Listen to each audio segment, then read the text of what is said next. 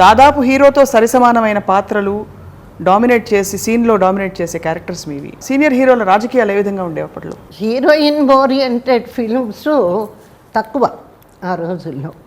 Heroine equal prominence క్యారెక్టర్సే ఎక్కువ. Heroine oriented films అది ఇంచుమించు నాతోనే స్టార్ట్ అయింది.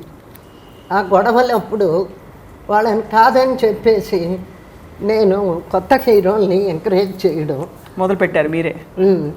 అప్పుడేమైంది, ఇక జమున మీదే మనం సబ్జెక్ట్ రన్ చేయొచ్చు, ఒక జమునతో సినిమా ఆడుతుంది 100 days అన్న లెవెల్ వచ్చేసింది ఇండస్ట్రీలో. అప్పట్లో మీకు ఒక ప్రముఖ హీరోకి మధ్య చిన్న గొడవ అయింది అని అంటూ ఉంటారు.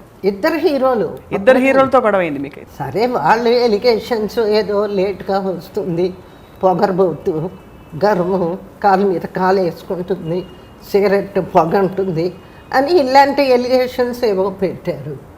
అప్పటికి ఏంటంటే ఇండస్ట్రీలో నా పరిస్థితి టాప్ ర్యాంక్లో ఉన్న ఒక లెవెల్లో కొన్ని పిక్చర్లలో హీరోని కూడా డామినేట్ చేసే సందర్భాలు కూడా వచ్చాయి, చేశాను కూడా. సో అట్లాంటివన్నీ మరి కొందరికి వాళ్ళ ఈగోయిజం, మగవాడి ఈగోయిజం దెబ్బతిన్నప్పుడు ఇట్లాంటివన్నీ ఎలిగేషన్స్ పెట్టడం చేయడం ఇలాంటివి జరిగినాయి. దీంతో మరి నాతో యాక్ట్ చేయను అని చెప్పేశారు అని ఇద్దరు హీరోలు మాట్లాడుకుని మిమ్మల్ని పక్కకి పెట్టేద్దాం, నెట్టేద్దాం అన్న సంభాషణ జరిగిందని కూడా ఇప్పుడు చెప్తుంటే మా తరం వారికి తెలిసే అవకాశం లేదు, ఎవరిని చదవడం వినడమే తప్ప. అప్పట్లో కానీ ఒక ప్రముఖ హీరో ఒక రాయేసే ప్రయత్నం కూడా చేశారు మీ వైపు అని కూడా అంటుంటారు. అది సొసైటీలో కానీ సినిమా రంగంలో కానీ ఎక్కడైనా ఒక స్త్రీ తన వ్యక్తిత్వాన్ని, క్యారెక్టర్ని నిలుపుకోవడానికి ప్రయత్నించినప్పుడు ఆ పురుష అహంకారం అనేది దెబ్బతింది. కానీ నిజంగా జరిగిందండి, మీకు బాధ కలిగించి ఉంటుంది కదా సంఘటన? చాలా బాధ కలిగింది. మొదటి నుంచి మేము భానుమతి గారి మైండ్లో పెట్టుకొని వచ్చాం కదా, అది నాకు పట్టుదల.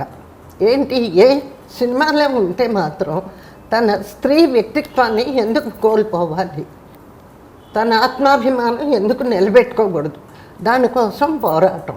4 సంవత్సరాలు ఒకళ్ళకిద్దరు బాయ్కాట్ చేశారు. సరే, నేనేమి పత్రికలకి ఎక్కలేదు, ఓకే, దానికి ఇన్నర్ కారణాలేవో ఆ వ్యక్తికి నాకు మాత్రమే తెలుసు. కాబట్టి నిజంగా సినిమా పరిశ్రమలో ఇటువంటి సంఘటన ఎవరికి జరగలేదు, జరగకూడదు, జరగబోదు అని ఆశిస్తున్నాను. తర్వాత మధ్యవర్తిత్వం వహించి ఒకరు వచ్చి కేవీ రెడ్డి గారు చక్రపాణి గారు కలిసి మధ్యవర్తిత్వం వహించి రాజీ చేయాలని చూశారు.